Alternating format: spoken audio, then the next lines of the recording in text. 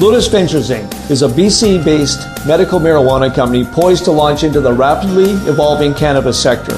Lotus is in the final review stage of the Health Canada approvals to become a licensed producer, having arranged facility financing of up to $12 million, plus building permits for its prototype indoor production facility. Shares trade under the symbol J on the Canadian Securities Exchange. Visit our website at lotusventures.ca. You're listening to HowStreet.com radio, available online at TalkDigitalNetwork.com. Welcome to HowStreet.com radio, the online source for market opinions. Here is Jim Goddard. My guest is real estate expert Ross Kay from the wealthyhomeowner.ca. Welcome back to the show, Ross. Hey, thanks for having me back, Jim. Figures released last week say the Canadian real estate market saw its largest drop in month-to-month value last month. Is that what really happened, and are they behind the eight ball?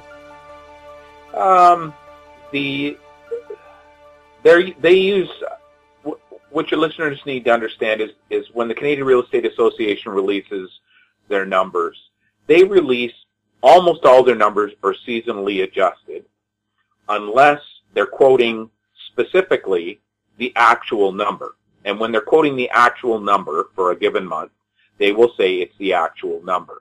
The problem they have is they, over the press releases over the years, they have intermingled the two numbers, and that's really caused a lot of confusion with the press. So a lot of the news reports you hear picked up, they're virtually just talking points for the Canadian Real Estate Association. So when they say that they didn't see something happen for the last time in 2 or 3 years, that's based on their seasonally adjusted numbers. What I mean by that is that you cannot do seasonally adjusted numbers when it comes to real estate. Real estate does not work on a 12-month calendar year seasonal cycle. If you're asking me, is there some seasonality? In other words, are first-time buyers going to enter the market at a certain moment, a certain time in the year normally? I'll say, yeah, that's true. But you can't seasonally adjust it because as a trading cycle goes, you don't know whether that trading cycle is going to last 10 months, or in the case of the one that Canada's under right now, we're into 49 months, which is a record. We've never ever seen anything close to this long. So seasonal adjustment numbers confuse everybody, and it even confuses the Canadian Real Estate Association and economists who themselves use these seasonally adjusted numbers in every piece of advice they give to the consumer.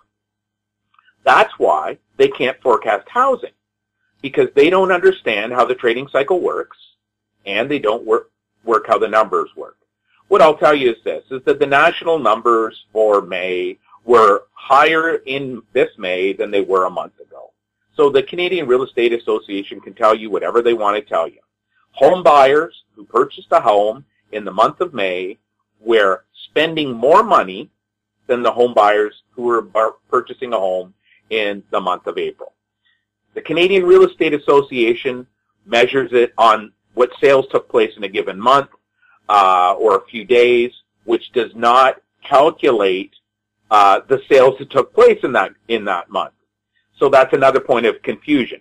It's why you can't believe what the Canadian Real Estate Association says anything but one time a year, which is on the 15th of January, when they release the previous year's numbers with no seasonal adjustments. So only once a year can you actually listen to the numbers and have an understanding. The problem the consumer has is, did the market swing mid-year?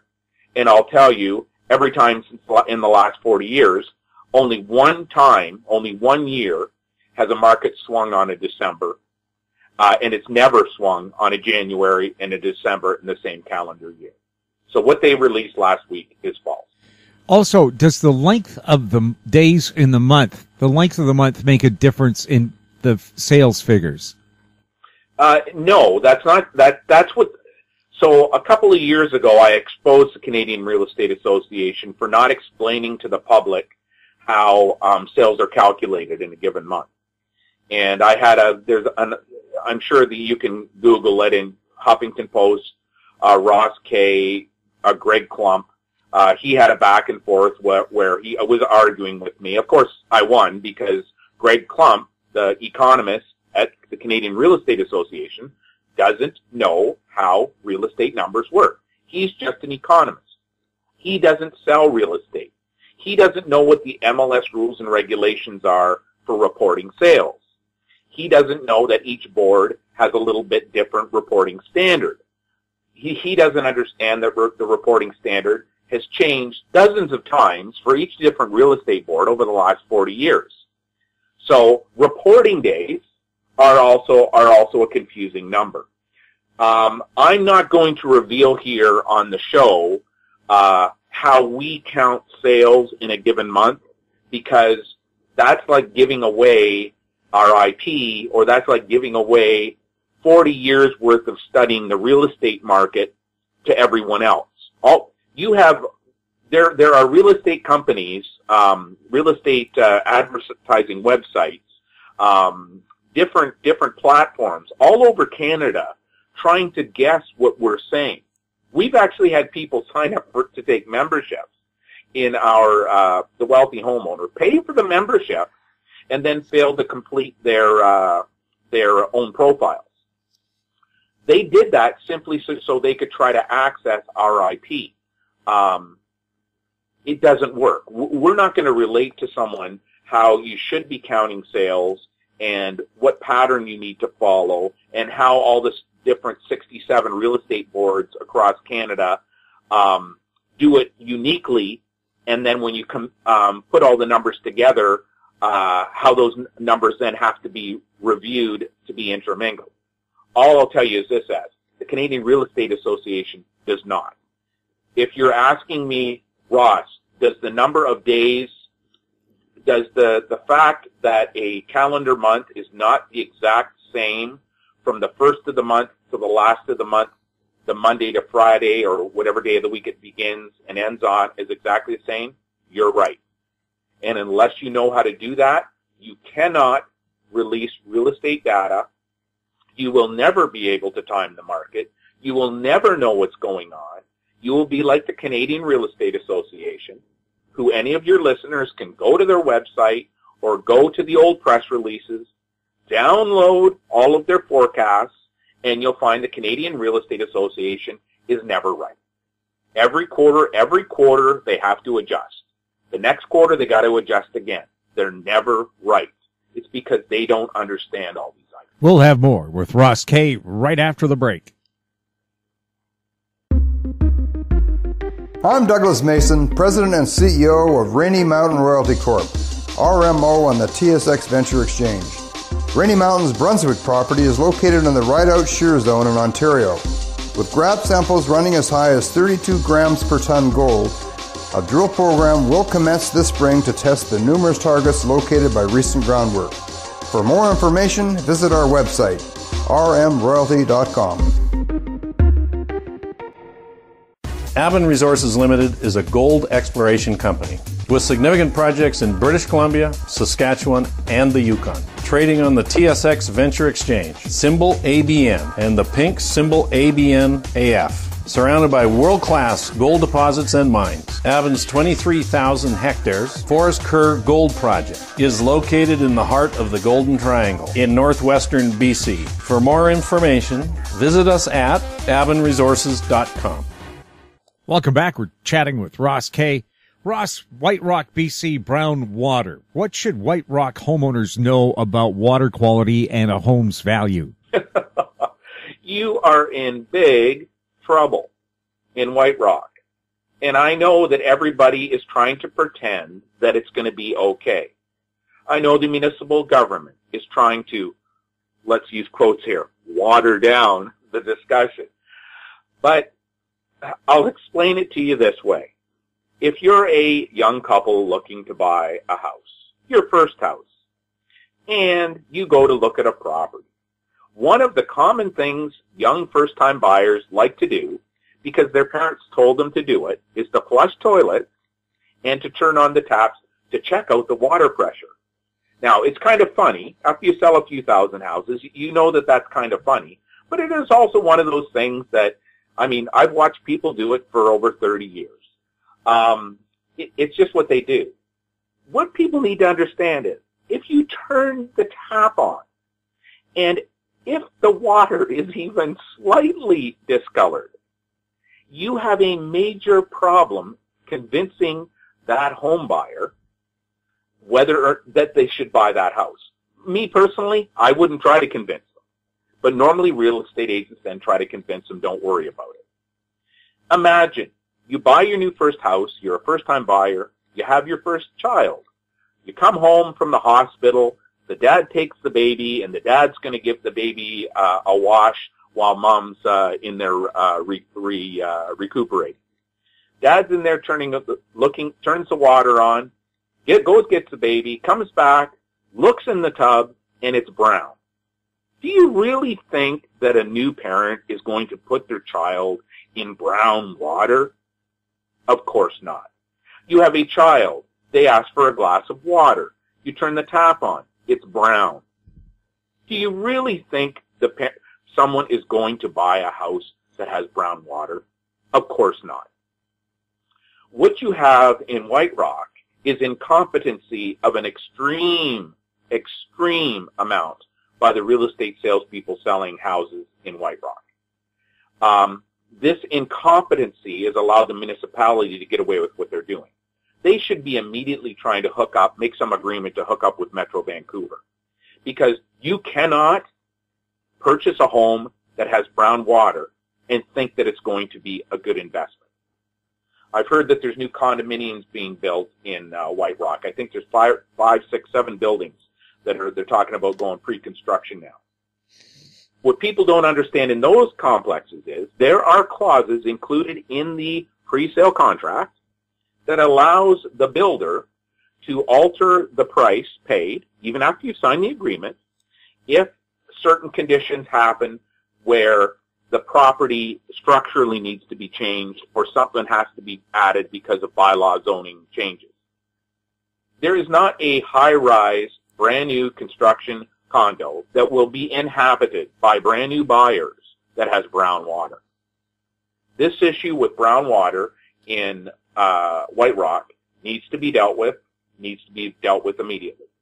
Anyone who purchased a home in White Rock, certainly I know there are no wealthy homeowner members that have done so, because we have had a no-buy in White Rock since the moment we learned about this. We have a no-buy. I know you've already got the manganese and the arsenic problem with that water. Now you've got brown water. If you're a homeowner and you don't disclose this to people, you're in trouble. My understanding was last week there was a CTV report done about it. CBC, I'm assuming Global's done it. I know local newspapers have done it. This is going to have great repercussions for the people of White Rock. They will not be able to hook up to the Metro Vancouver water source for a very long period of time. Homeowners in White Rock are going to have to retrofit their homes with reverse osmosis water filtration systems, possibly whole home water filtration systems, very costly. And even then, you're going to be relying upon low house prices to sell your home. The thing we have in a correcting market is, and you've seen this all over British Columbia right now, especially in the greater Vancouver area, there is a substantial quality improvement in what you're able to buy for the same dollars that you were spending last year. When we quote a 28% house price correction, that means not that the average selling price or the selling prices have dropped. It means that the home buyers are purchasing homes that would have cost them 28% more last year. They're still spending the exact same amount of money. The only thing they're doing is they're getting a better house for the dollars. This is why we've told you before in the show, don't listen to selling prices. Don't listen to benchmarks. Don't listen to any of the numbers released by Organized Real Estate, because they have nothing to do with houses. It's only buyers. White Rock is going to find out big time. And where their problem is is social media, because this has never happened in Canada where a water supply issue has come into a market as a housing market was correcting and social media was available. Our big fiasco here in Ontario, Walkerton tragedy, social media did not influence what happened to housing values there at all. It is going to influence White Rock. We'll have more with Ross Kay right after this. I'm Larry Ray, President and CEO of American Manganese, Inc., listed on the TSX Venture, ticker symbol AMY, A-M-Y, with proprietary patents in the U.S., China, and South Africa. Our focus is on recycling lithium-ion batteries for electric vehicles. China recently legislated the responsibility for recycling onto their electric vehicle manufacturers and importers. For more information, please visit AmericanManganeseInc.com or phone me, Larry Ray, at 778-574-4444. Keep informed. Receive our weekly recap of thought-provoking articles, podcasts, and radio delivered to your inbox for free. Sign up for the HowStreet.com weekly recap on our homepage, HowStreet.com. Welcome back. We're chatting with Ross Kay. Ross, listeners are requesting us to ask you what your opinion is on what's going to happen with the Greater Toronto detached home price. Are you seeing any new trends, or what are your long-term thoughts? Okay, so obviously, I'm here as a public service and to benefit your listeners. That doesn't mean that I'm going to tell everybody what the market is reading as of today. I give generalities here. I give information people can use. I give them different sources that they can go check, ways that they can vet it. My intelligence, our insights and data, we sell that to people. People pay us for that information. And the GTA is no different. That being said, what I can tell you is our members in Ontario knew last May that the housing market in Ontario was already correcting. That they have that information historically, they can still access it and read it. So what I'm saying is can't be deleted because it's still there. They had this advance warning. A market turns months and months and months. In the case of Ontario, a year before the consumer ever hears about it. The market is already turning. When we watch the bank numbers come out and we hear comments about the Bank of Canada releases the numbers and they say the number of low ratio mortgages has increased between 2012, 13, between 2014, 15, and 16. We know that that's the case before they know, because we know where people are buying and how they're buying and what they're buying and why they're buying. So those numbers will show up later in the mortgage data for the Bank of Canada, CMHC, all the banks, as well as the sales data and the market data and the home prices show up months or even as far as a year later in housing stats. The people who buy in that window, while we have already seen the market ahead is changing, but the people that still go out, for the sake of Ontario, for the last year, buying a house, listening to everybody out there telling them the housing market's going to go on forever. It's a supply and demand issue. If you don't get into the market now, you're going to lose out. Interest rates are going to stay like this forever. We know those are all myths because the real estate market data that we look at, our metrics, all show us it's all, just to be honest with you, it's BS. It's not the truth. What you're seeing in the GTA was what we were recording already last year. What your listeners don't understand is, this happened to the poor people in Calgary in 2014. The real estate boards are not, when they're comparing their numbers for this year against last year's numbers, and they're saying that sales have increased, what they're not telling you is there's changes to what they're counting.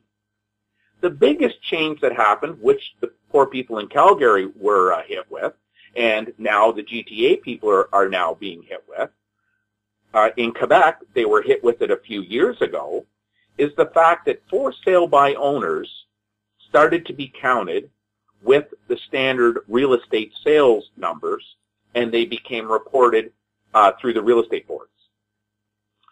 That means even though the boards were claiming the sales were increasing, when you remove those sales from the sales count, you know that the sales were actually decreasing. Since the only organization in Canada prior to 2015 who even counted for sale by owners was my firm, this difference, they have no way of making a historical comparison because they don't have the data. It is now too late for them ever to get the data, and I'll be honest with you, we will not sell anyone that data. That's why we can time a market.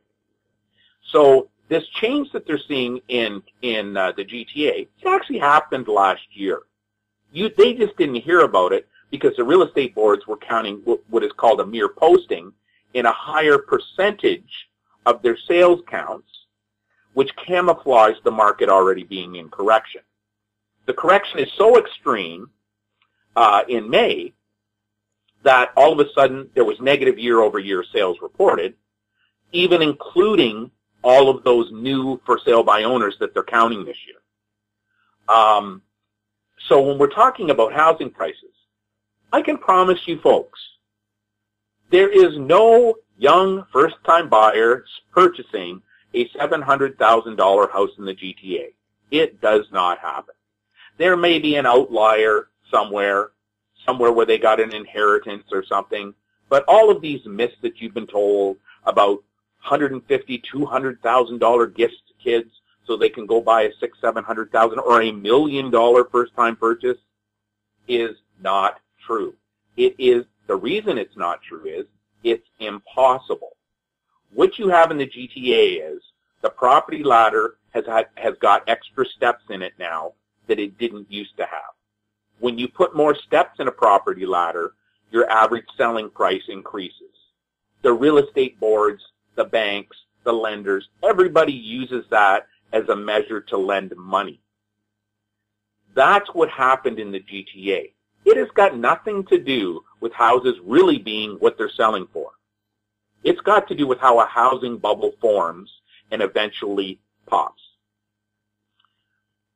Has the Ontario housing market changed? Has the GT housing market changed? Yes. Those 44% new listings counts that you heard about? BS. It's BS. That's not the truth. Listing counts have increased over the last 7 weeks, so the last month and 3 quarters, by about 30%. Not the 44% you heard about in 2 or 3 weeks. They just don't know how to count their numbers right. And then you have to adjust for the new home, the for sale by owners that are included in that count, because those numbers weren't included 2 years ago. So you can't even compare the two numbers and give the public an honest answer. This is why real estate agents can never, ever talk about numbers to the public without being at risk of being charged by their local real estate governance body. Real Estate Council of British Columbia, Real Estate Council of Ontario, Real Estate Council of Alberta. Any real estate agent who quotes a number or puts numbers on their website or has a metric that quotes numbers in their website can be charged by a simple complaint being issued to the real estate board. In the GTA, single detached homes are going to correct in price, yes. Did they increase in value? Did the average buyer pay more money for a single detached house in May than they did in April? Yes. Guess what? They were richer. The people who were actually buying single detached homes had a higher income level. So they weren't buying the lower priced or even a little bit lower priced single detached home. They were buying the more expensive ones, the nicer ones, the higher quality ones, the ones in a better neighborhood. That automatically raises the average selling price. So with the person who asked this question, they're wondering about a specific market they're probably interested in, and they're wondering about a detached home, and I'm telling you, you can't have a single answer for that property. Our metrics are so detailed.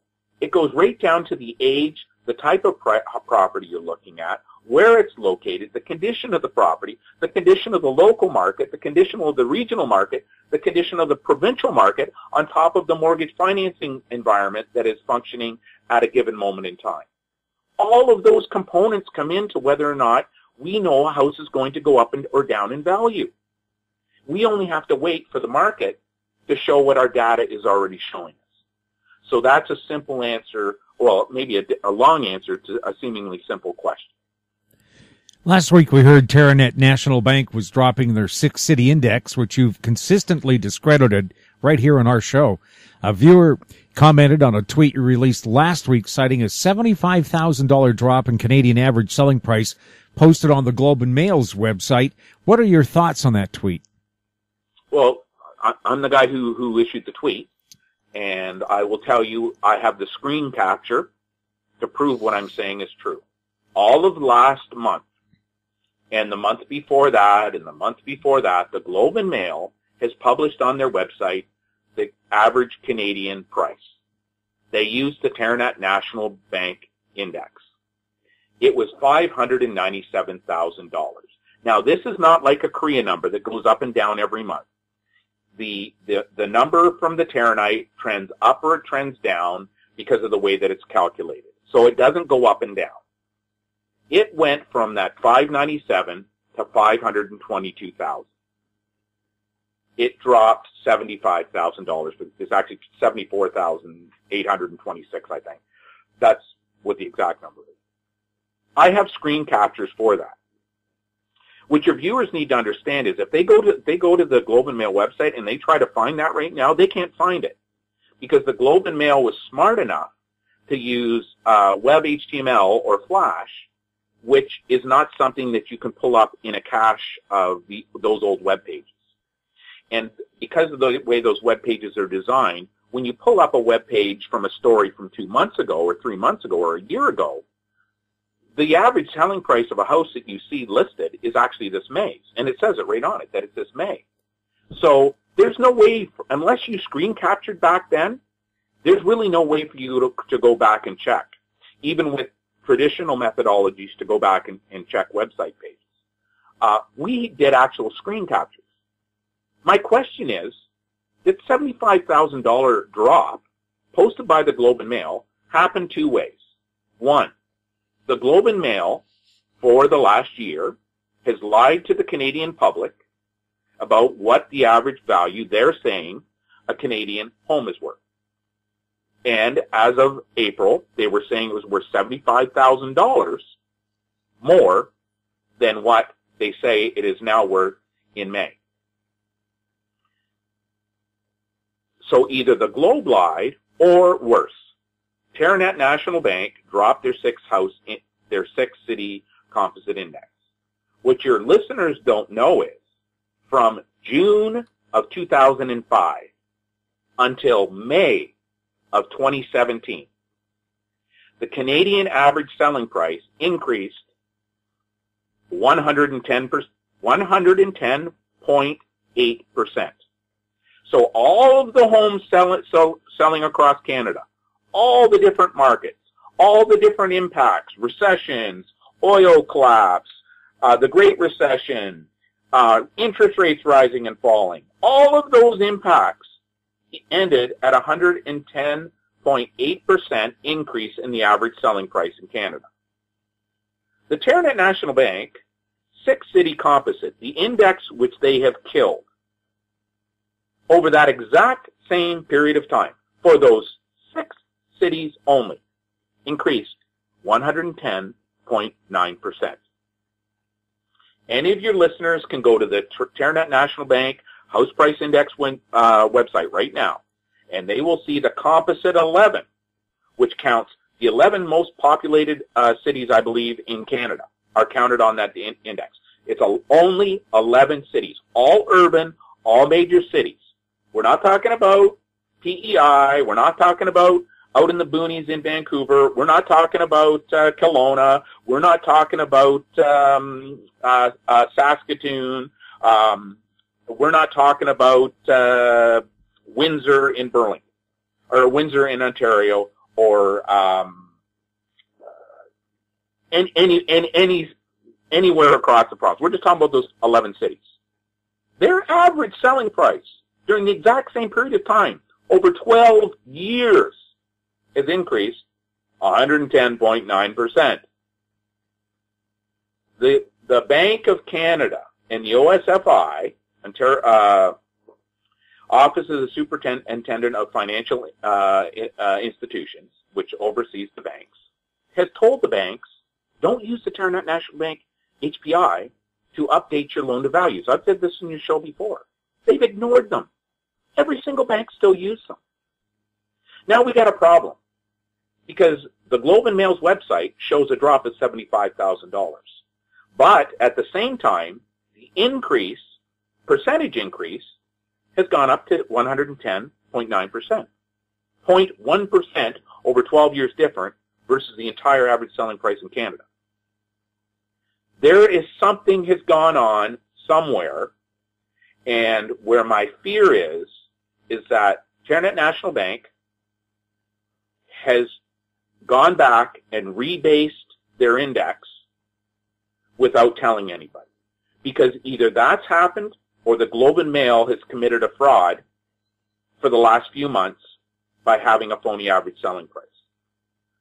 As this housing market corrects, as the national market is impacted, as the Canadian economy is impacted, as we watch what is going to happen as a housing price correction happens, like this nation has never watched before, people are going to, as I've said here in the show, people are going to be looked to be blamed. This index dropping 75,000, there's something up with that. It has been unreported in any media in this country. I have the screen captures. You cannot avoid it. I tweeted the screen capture out. There is a way you can actually still search and prove what I'm saying. So the OSFI could call me, and I could show them how to do a search so they could find out that the screen capture I have, they can still have the same one. Your listeners need to understand, if you are getting home ownership advice, advice on selling, advice on buying, advice on what you should do with your mortgage. There's an article in the paper this week, a young couple, $13,000 penalty that they claim that no one told them about. What I can tell you is we have strategies specifically designed so those people never would have lost that $10,000. The only reason they lost it is because they didn't do their own due diligence. They didn't seek out the honest, truthful advice. I always say, don't listen to what I say. Go check out and find out if it's the truth or not. I don't care. I have nothing to hide.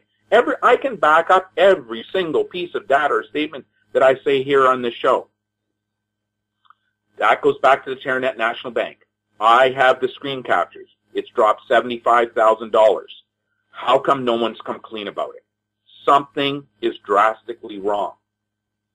And as this market corrects, no different than the 100,000 drop you've seen in British Columbia, still goes unreported. Believe me, folks, when we're talking this magnitude of money, hundreds of billions of dollars, sooner or later, the truth is going to come out. About the homeowner who was forced to pay that mortgage penalty, what should homeowners know about mortgage penalties, and why didn't that person know that was going to happen? Okay, so the reason they didn't know it was going to happen, I will bet money that either A, they didn't use a mortgage broker. I would think that's probably the number one issue. They didn't use a mortgage broker. They went to the banks, listened to the bank salesperson, and got the mortgage there. You have to understand, your listeners need to understand, the bank employees work for the bank. They do not work for you. Number two, mortgage brokers. I would not allow a mortgage broker to earn a commission on a mortgage he or she is going to place for me. I would pay them money myself. I would say, instead of, oh, you go to the bank, you negotiate, find the best deal for me, and, oh, don't tell me how much commission that you're going to get paid from the bank. No, if you're going to make $750,000 booking my mortgage, I will, one way or the other, I don't have to pay it out of pocket. I can pay it through the mortgage. I am going to pay you $750. What I want in exchange is this. I want a mortgage at the best terms possible for me. I want all of the details that financially can impact my life explained to me. I want you personally to be on the hook, that if you didn't tell me something I didn't know, I can sue you. That's what I want. So those people that lost that money, and they had to pay it. I mean, it's in the CBC article. $13,000. He really should have only had to pay $3,000. Not only that, had he been a member, had he been using the Wealthy Homeowner Service, he wouldn't have had to pay the $3,000, because we would have reviewed his mortgage documents, explained to him what he needed to do, had him contact his lawyer and his accountant and his mortgage broker to verify if what we're saying is the truth or not. Hey, don't believe us. Go talk to those other people. We'll tell you what to check. You go check it out. They wouldn't have had to pay anything. What we would have done in their case, because of the way their mortgage was structured, we would have had them delay their sales date by 2 months. If they had simply delayed their closing date on their property by 2 months, they would have saved $13,000. That's what the difference between having well-based, well-founded strategy in place, along with advice, can do to you. It's the reason we say the wealthy homeowner costs people nothing. There is no way they can't save more than what they pay. It's impossible. Even just changing a furnace filter can make the difference, let alone a mortgage renewal that they didn't know they were going to have. They didn't have to pay a $13,000 penalty if they had simply followed our advice. Genworth, Canada's other mortgage default insurer, has released an updated guide to home buying to mirror the new guide CMHC released in February this year. What's your opinion of the advice contained in those guides? Well, what I can tell you is this. We sent a letter to CMHC in 2013, 2014, when we realized Canadian Real Estate Association was being endorsed by CMHC in their home buyer guide. It was wrong. A realtor has no training in first-time buyers. Zero. You do not learn these things in order to earn a real estate license. A realtor, sales representative, brokerage, they have no expertise in this area. No matter what they say, they don't have it. You have to deal with thousands of first-time buyers before you have any understanding, because there's no book that you can read. These home buyer guides that are out there, I cited this about the Korea and CMHC. So their new one, so CMHC released a new home buyer's guide in February of this year. They have removed the Canadian Real Estate Association from almost the entire book except for one little sentence. Now, I'll tell you, the one little sentence they left in there, they should be charged under the Competition Bureau for failure to tell the truth. They're harming the competitor. They're harming the real estate agents in Canada who are not licensing the realtor trademark. But that being said, that's the only place in that article now where they even talk about real estate CREA members. The Genworth only makes money if young first-time buyers go out and buy homes. Genworth is a publicly traded company. Their only goal is to get people to buy houses so they can insure their mortgages. Their home buyers guides are designed to get you, first-time buyers or any buyer, to go out and buy another house with a bigger mortgage. Same as all the bank home buyer guides. That's the premise those guides are created under. They're not created to help you. They're created to send you down a path like a bunch of cattle in a cattle funnel to load you up into the back of a truck to make you get more mortgage debt. Genworth's new release is exactly the same. I'll explain it to your listeners again this one way. The very first thing any first-time buyer should be deciding about home ownership is, where do you want to put down roots? Because what our data shows us, with 40 years of watching home buyers across Canada, with 13 million transactions that we've reviewed, what that information tells us is that where you set down roots, for the majority of Canadians, those roots will stay there. So what's the number one thing a first-time buyer should be thinking about is what community they're going to be purchasing in, and what are the financial consequences of owning a home in that community. When I look at Ontario, so we look at the Ontario market here as a big market. You can look at the BC market in the same way. It's really, these are the only two places where this really rings true. People can choose to put down roots in Toronto, in Ontario, or Vancouver in British Columbia. There is a huge financial consequence to that decision. And I can tell you, 30 years from now, you're going to pay whatever the financial consequence is. You can also choose to move to a different community and set down your roots there.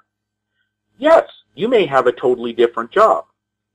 But when you sit down and you look at your life, what you're going to be earning in these other cities, what your home ownership costs are in these other cities, that's when you can start making a decision where you want to put down roots. Because people don't understand. You can move from the city of Toronto and own a condominium high-rise for the rest of your life, or you can move out to London, Ontario, and have a fully detached home. And to maintain that condo in the city of Toronto, the combined household income is probably going to have to be around $180,000 a year, where the combined household income to have a detached home life in London is probably around $60,000. That is two different worlds. That is two different realities. That is the number one question any first-time buyer should be asked. Where are you going to set down your roots as a family? Where are you probably going to spend your next 30, 40 years or 50 or 60 years of life? And what compromises are you willing to make that happen? That question doesn't appear in any of those guides, because that means people will spend less money. They will make decisions that do not benefit the banks and the real estate agents, or CMHC, or Genworth. They're going to make a decision that benefits them and their lifetime goals. That's the very first thing that any first-time buyer should be looking at, and that's the guide that they need to read. We are working on a home buying guide that works at, unfortunately, even that guide, as of right now, we do not plan on giving public access to, because others will copy it and they'll say that this is the way that you should do it. No. You need protection, insight, honest information. So I'll let you know when that guide's available. We may release some chapters publicly. Certainly, I need to be writing something about this very first step in home ownership for first-time buyers, and the fact that you need to decide first where you want to set down roots, because that is going to affect you for the rest of your life. Ross, thank you so much for chatting with us. Thanks a lot, Jim. My guest has been real estate expert Ross Kay from thewealthyhomeowner.ca. You're listening to HoweStreet.com radio. Find us on Twitter at TalkDigitalNet. Our YouTube channel is Talk Digital Network. Questions for the show or for our guest can be sent to info@HoweStreet.com. I'm Jim Goddard. Thanks for listening. Comments made on HoweStreet.com radio are an expression of opinion only and should not be construed in any matter whatsoever as recommendations to buy or sell any financial instrument at any time. Available online at TalkDigitalNetwork.com. HoweStreet.com radio is a production of Howe Street Media Incorporated.